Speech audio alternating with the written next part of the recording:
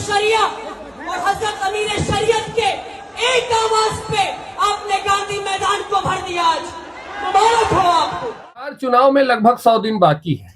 सारी पार्टियां अपना अपना जोर आजमा रही हैं और अपने अपने हथकंडे भी लगा रही हैं। हेलो दोस्तों, मैं हूं आपका दोस्त राजन पांडे और हम बात कर रहे हैं बिहार चुनाव पर। बीते सप्ताह पटना के गांधी मैदान में 2 रैलियां हुई।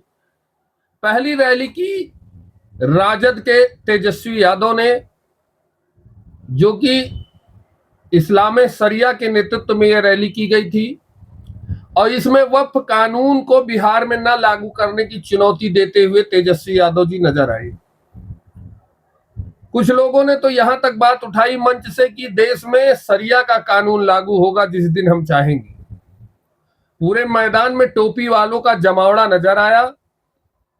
भीड़ बहुत ज्यादा थी, इसमें कोई दो राय नहीं है। पप्पू यादव और तेजस्वी यादव ने दहाड़ कर अल्पसंख्यकों का समर्थन किया और कहा यह देश उनका भी है जितना कि हिंदुओं का है। बात ठीक है। थोड़ा सा आप झलकियां देख लीजिए इस रैली की। ये देश किसी के बाप का देश नहीं है, ये हम सबों का देश है। सबसे महत्वपूर्ण बात, आपके जमीनों को छीना जा रहा है। अब भाजपा सत्ता से जाने वाली है तो हम सब के गरीब, पिछड़ा, दलित, अति पिछड़ा, अल्पसंख्यक समाज के गरीबों का वोट का अधिकार भी छीनने का काम करने जा रही है। और दूसरी रैली हुई बाद में सनातन महाकुंभ, जिसमें देश के बड़े बड़े संत, महंत और बाबा बागेश्वर भी बिहार के गांधी मैदान पहुंचे।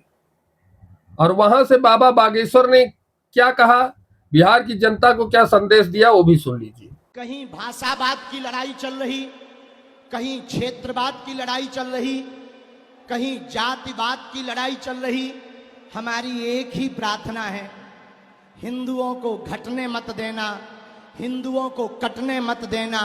हिंदुओं, जातवाद से ऊपर उठकर राष्ट्रवाद के लिए जीना।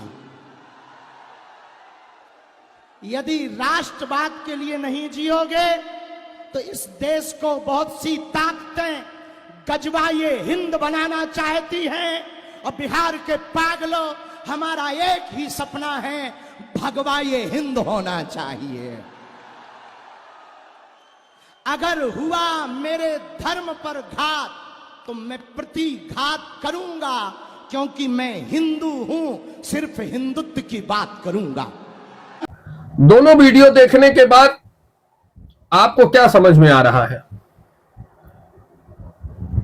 आपको बिल्कुल यह समझ में आ रहा होगा कि जहां एक पार्टी इस देश को गजवाए हिंद बनाने की तरफ अग्रसर है, वहीं पर संतों का कहना है कि हम इस देश को गजवाए हिंद नहीं भगवाए हिंद बनते हुए देखना चाहते हैं। हालांकि यह सनातन महाकुंभ कोई राजनीतिक कार्यक्रम नहीं था, लेकिन इतना किसी से छुपा नहीं है कि यह कार्यक्रम क्यों किया गया था।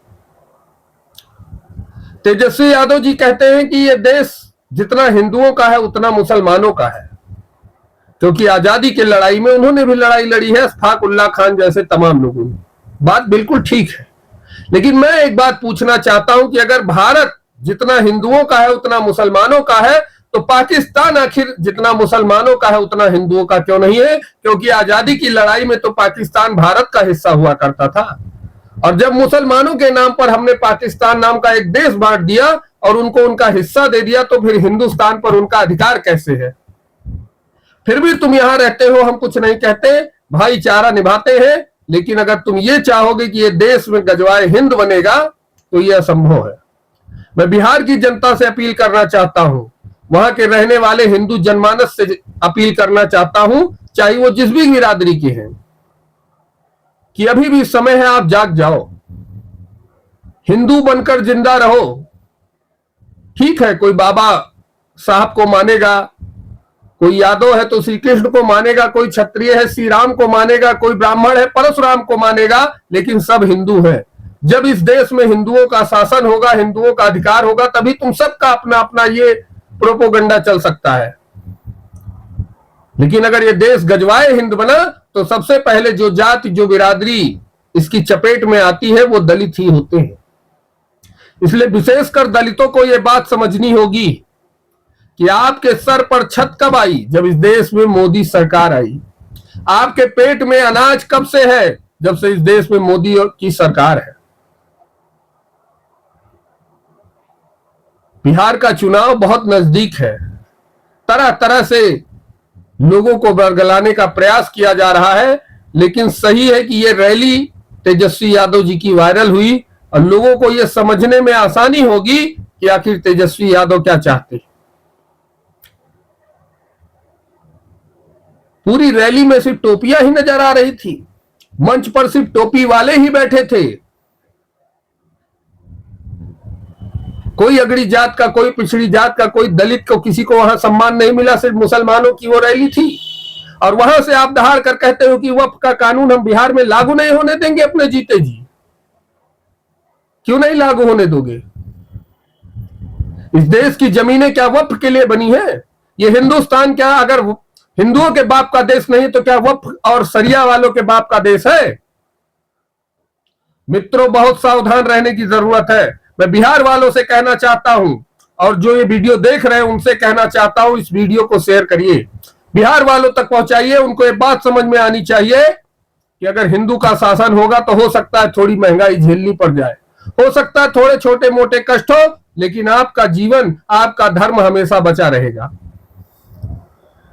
वरना गुलाम होते देर नहीं लगेगी।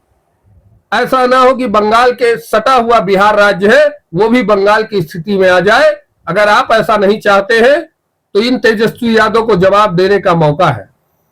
आपको याद करना है लालू का वो जंगल राज, जिसमें बहन बेटियों की इज्जत सलामत नहीं थी, घर में रखा हुआ धन दौलत सलामत नहीं था।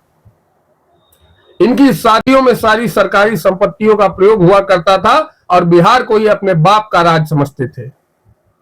आज अगर आप 10 सालों में ही उस राज्य को भूल गए हैं, वो जंगल राज भूल गए हैं, तो आपको कोई बचा नहीं पाएगा।